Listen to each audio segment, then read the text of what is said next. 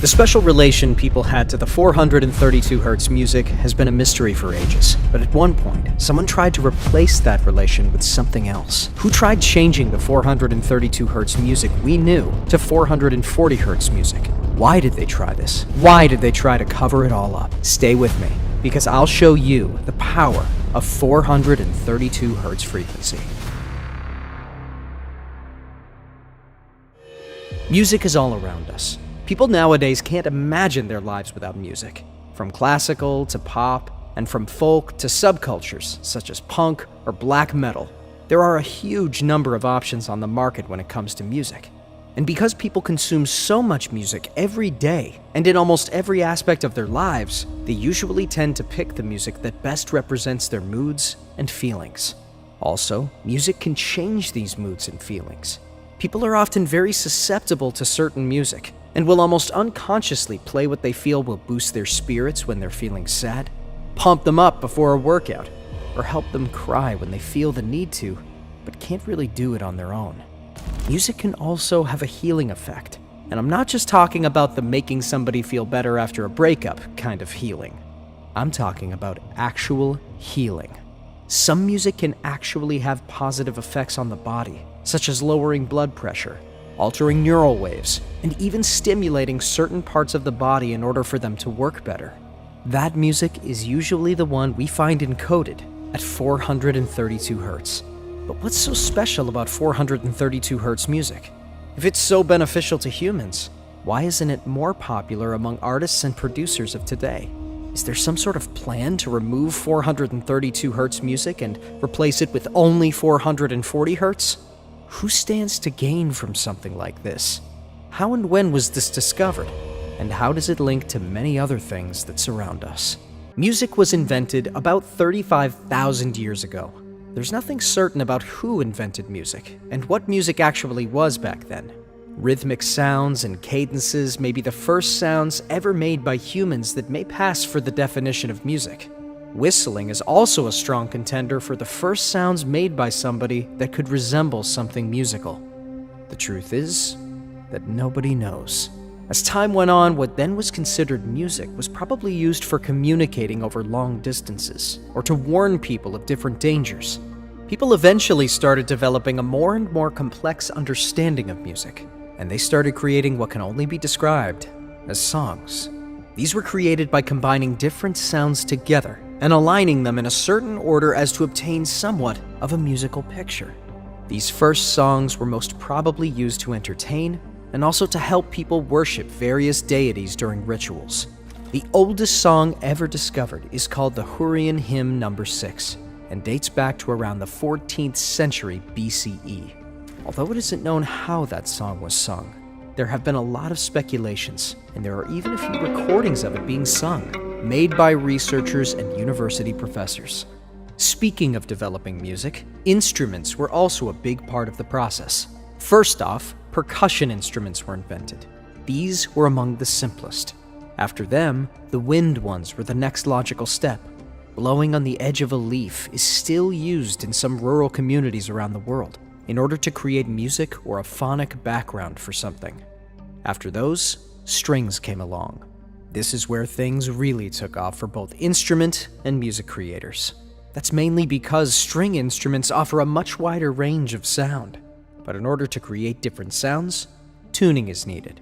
And tuning is nothing else than changing the frequency at which a string vibrates in order to create a different wavelength, and so, a different sound. Moving even closer to the history we learned in school and starting to see familiar historical names and figures, there's Pythagoras. Besides being a brilliant mathematician, he was also very intrigued by the natural world and understanding it through math. And one of the things he theorized was that music could actually be expressed mathematically. So he invented a turning key that used the 432 Hz setting. Granted, he didn't know what a hertz was, and didn't even have a functioning notion of seconds. Well, the definition of a second has changed greatly throughout history, but it's argued that the main idea started with the Greeks, such as Eratosthenes, Claudius Ptolemy, and Hipparchus, who were using a sexagesimal system, or a base 60 system, to basically divide the globe and they did believe in a round Earth at that point, to divide the circle of the globe into 360 degrees and then take different parts of the day and the Earth's rotation and break it down also into 60 divisions of 60 basically, which gives us basically our hours and our seconds of the modern day, more or less. But he used the ratio of C and A, where he defined any pitch as being C equals 1 and A equals 432. This means that, even without sophisticated measuring instruments, he managed to create a tuning system that was based on the 432 frequency. Another famous figure that used the 432 frequency was Giuseppe Fortunino Francesco Verdi, known for his operas Traviata, Rigoletto, and Aida. I'll just go through a little bit of a timeline here. First, let's start with, the classical composers, Bach, Mozart, Haydn, Handel. Well, at their time, there really wasn't a standardized pitch. You could travel from city to city, church to church, which usually would have an organ in them, and the tuning varied widely. But generally what's known is that the tuning that was used by these composers generally was much, much lower than what I played for you today as the modern pitch. So for example, both Handel and Mozart used a pitch which is actually even a little bit lower than the A432 that I played for you. Verdi asked for exactly this pitch of A432 as the natural scientific pitch. Verdi used the 432 tuning for practical reasons, rather than any other ones. That's because, as a composer, he saw that the pitch of A fluctuated greatly between 400 and 460 hertz. By this time, Hertz had proven that sound travels in waveform and was capable of measuring the frequency of these waves. So Verdi had some help in understanding how his music could be controlled and adjusted to his specific preferences. He did this with a number of his works in order to give them all the same feeling when being played in his home country of Italy as well as abroad. That's because many countries didn't use a standardized system for tuning their instruments at Verdi's time. France, for instance, used the 435 Hz frequency for their piano middle A. Over time, all of the music created had to align with the new 440 Hz standard frequency in tuning. That's because, starting in 1885, a revolution supported by some very serious lobbying was done in order for the 440 frequency to replace the 432. It all started with the Italian government. The Music Commission of this governing body in Italy decided to impose the rule that all orchestras and instruments in general to be tuned using a tuning fork that vibrated at the 440 Hz frequency. It isn't really known why this decision was taken. Some say in order to differentiate from the French, which was using the 432 Hz frequency. This way, Italian composers would gain a different sound than their French counterparts. Although unclear who was behind this decision, the USA followed soon after, through the Federation of American Musicians. They decided in 1917 to abandon any other tuning standard and adopt the 440 Hz one. This was a real blow for the 432 Hz supporters. More so, things got even worse when signatories from all over the world adopted the 440 Hz standard in 1939. It wasn't until 1939 that an international conference held in London recommended to use A440 as a compromise between the various tuning systems used at the time, some of which reached beyond 450 Hertz. In fact, the BBC required their orchestras to tune to A440 instead of A439 because 439 is a prime number, and that frequency was difficult to generate electronically with standard electronic clocks. And then again in 1953. That meant that all instruments had to be tuned using a mathematical ratio from the piano A, which was at 440 Hz. This ensured a standardization in what instruments, and consequentially music, sounded like, from Toronto to Tokyo.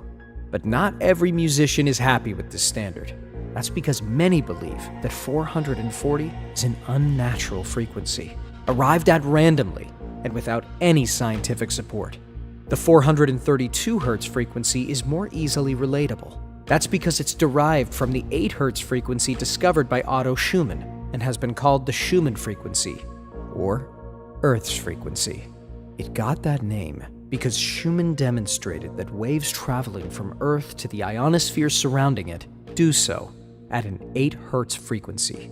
So any multiple of that frequency, which 432 is for example, would be perfect for tuning any sound-emitting instrument. Even so, the 432 Hz frequency was out, and the 440 Hz frequency was in. Some say that there was even some great interest from people such as Rockefeller in this replacement. Some sources suggest that his interest was linked to the way that people responded to music tuned to the 440 Hz frequency. He suggested that it made people more susceptible to outside stimuli by weakening the body and easier to control. A similar theory exists regarding the Nazis, who may have wanted to control their population by song music made at that frequency. Sure, some people may dismiss these theories as simple conspiracies meant to demonize certain people.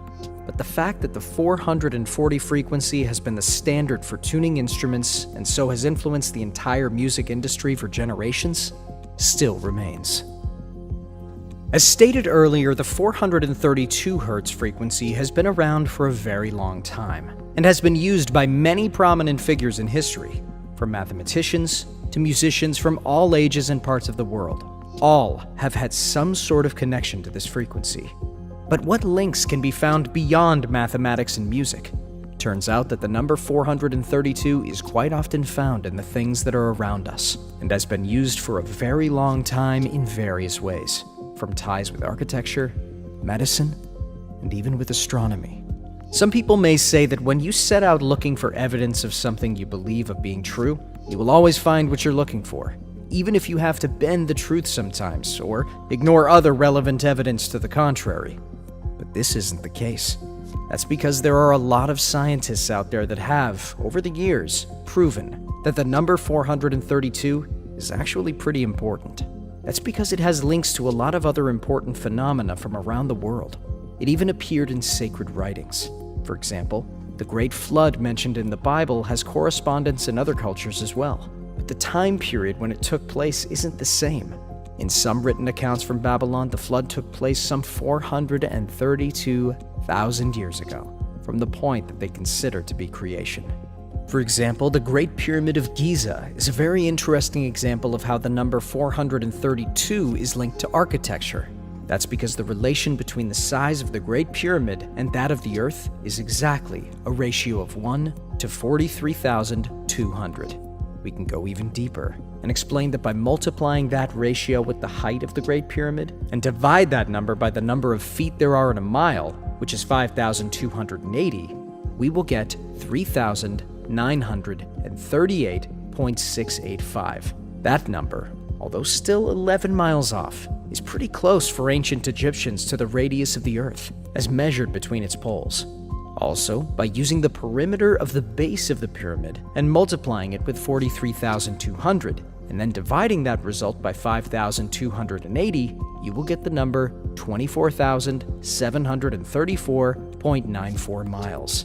That's just 170 miles short of the circumference of Earth. We can also see the number 432 in various forms popping up at Stonehenge. One such example is the fact that the structure consists of 60 stones arranged in a circle. If we are to divide 25,920, which is how long a Platonic year lasts, by 60, we will get 432. There are many more examples of how the number 432 appears in both earthly and unearthly places, from the length of Saturn's orbit to some frequencies detected coming from far out of space. Over time, people have tried a lot of things in order to heal themselves and others, from various plant-based remedies all the way to today's modern medical solutions. History is full of examples of healers and doctors coming up with various treatments to illnesses. Frequencies, in general, have had a major role in the life and loving of people over time. It's been proven that the soft purring of cats can improve the mood in people and even assist with healing. Music therapy is a very well-established method of healing different problems the human body may have. Usually, this is used on the nervous system.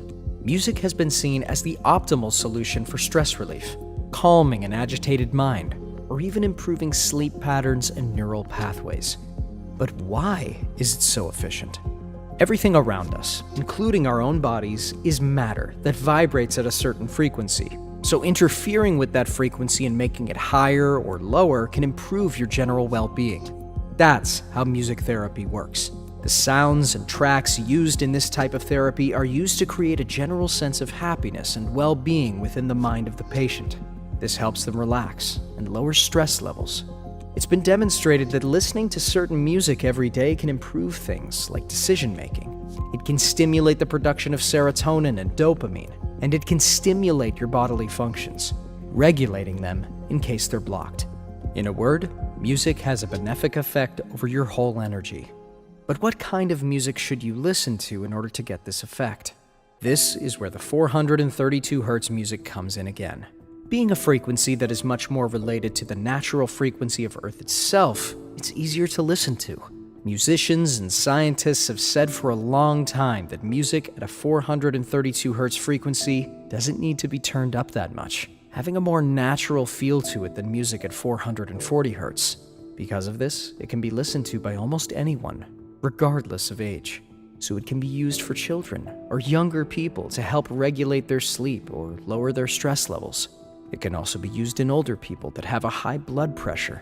Studies have shown that listening to this kind of music will help reduce blood pressure, improve circulation in your body, and reduce the risk of a stress-based heart attack. A documentary available on YouTube states that numerous studies on whether 432 Hz is better than 440 Hz have been conducted. 4 studies in particular were conducted by Italian researchers. A study by the University of Florence in Italy on the influences of 432 Hz music on the perception of anxiety during endodontic treatment, a randomized controlled clinical trial, 2016, concluded material reduction in anxiety in the group that listened to 432 Hz music compared to the group that did not. Another study performed at the University of Florence in Italy on music tuned to 440 Hz versus 432 Hz and the health effects, a double-blind crossover in 2019, involved 33 volunteers in a healthy condition. The results showed a material decrease in their heart rates from this blind study, and an overall preference by the participants to music in 432 Hz versus 440 Hz. Further studies performed at the University of Florence on music tuned to 432 Hz versus music tuned to 440 Hz for improving sleep in patients with spinal cord injuries, a double-blind crossover pilot study in 2020 involving 12 participants with spinal injuries provided with MP3 players loaded with their favorite music tuned to 440 Hz or 432 Hz. They were invited to listen to music for 30 minutes each day. After listening to music at 432 Hz, there was a significant improvement in sleep scores. Just another testament to the healing powers of the 432 Hz frequency. A lot of healers from all over the world have used 432 Hz encoded music coupled with other therapies, such as massages, or even more conventional means of treating patients. Some have also managed to see results when checking for how this type of music can affect the chakras and the flow of qi in the body. For instance, 440 Hz music, being a more aggressive kind, usually means that people need to focus more on listening to it and understanding it. That means that it stimulates the third eye chakra that is related to the rational side of the mind. 432 Hz music, on the other hand, being a softer kind of music, means that it is associated with the heart chakra, making it perfect for those who want to explore their sensitive side and meditate. Nobody is saying that listening to 432 Hz music can miraculously cure diabetes in people or restore damaged organs overnight. This music isn't a magic wand that you can simply wave over your affected area and make it brand new again. But 432 Hz encoded music can bring a state of calm and serenity, which has a lot of health benefits. And through constant use, it can have a lot of positive, long-lasting effects on the body. 10 or 15 years ago, finding music like this meant you had to special order it from the internet or go to special stores. Nowadays, it can be found almost anywhere. That's because there are many that have realized the importance of this frequency and the health benefits associated with it. There are a lot of musicians and therapists that upload such music on the internet in order to give people the opportunity to listen to it and make up their own minds about the help they can get. You can find practically anything you need online, from simple music backgrounds to helpful meditation and guidance music, and even more mainstream music that has been specifically encoded at 432 Hz frequency in order to help listeners enjoy it and give them a chance to actually improve their state as they do so. 432 Hz music has been around for centuries, and it's not going anywhere anytime soon. That's because there's been a lot of research linked to it, and it shows that it actually has a lot of health benefits. That means that there are lots of people rediscovering its powerful healing abilities every day and making their way towards what can be a very strong revival of the phenomenon of using 432 Hz music in everyday life. Also, more and more music makers are adopting this frequency for their work. That's because they understand that this type of music is easier to listen to than other formats, and because they want to help the people that listen to their music be able to have a wonderful experience while doing that.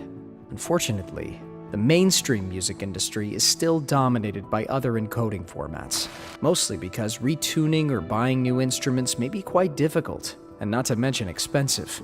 But there are still some very solid strongholds for the 432 format out there, from those that create music specifically for meditation, to those that take modern music and re-encode it, and even to those that choose to compose using this format. There are still enough people out there doing what they need to in order to keep the hope alive. We may not decipher all the mysteries of the 432 number and frequency.